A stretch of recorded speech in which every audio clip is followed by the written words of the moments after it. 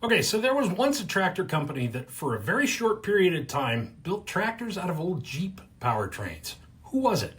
Drop a guess in the comments. Your answer in 3, 2, 1. That company? Well, that'd be the Empire Tractor Corporation based in Philly. See, during World War II, a fella named Frank Cohen owned some companies in that general area that supplied the Allied war effort. However, when the war was over and the Germans surrendered, those factories didn't have anything to do. So he incorporated Empire Tractor in 1946 and came up with a plan to build a fairly basic, two-bottom tractor, 40 horse, that could be shipped abroad to help put Europe and basically the rest of the planet back together. Here's the genius part. Because these tractors were to be sold to the government specifically for export, Cohen could buy the surplus Willys Jeep drivelines and powertrains from the government for literally pennies on the dollar to use in these little tractors, which is exactly what he did. And for about 14 months, Empire built these things like there was no tomorrow, sometimes as many as like 30 a day.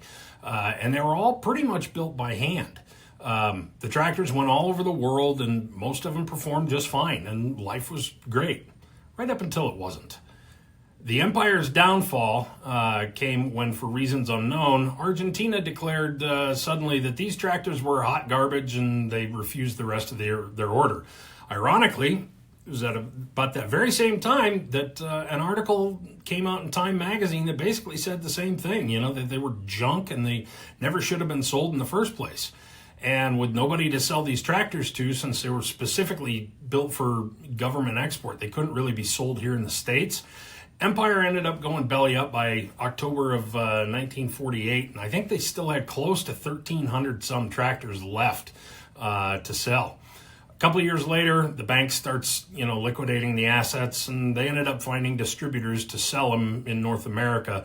I believe quite a few of them went to Canada to be sold under some sort of special exemption or something, but they ended up selling for like $700 a piece. So we don't see too many of them today, but every now and again, one comes up on an auction. Kind of neat little tractors. It's been speculated that maybe the reason for the Empire's downfall was that somebody that was fairly well connected in government had a beef with Frank, and this was kind of a payback thing. But at any rate, that's the quick story about the rise and fall of, an empire.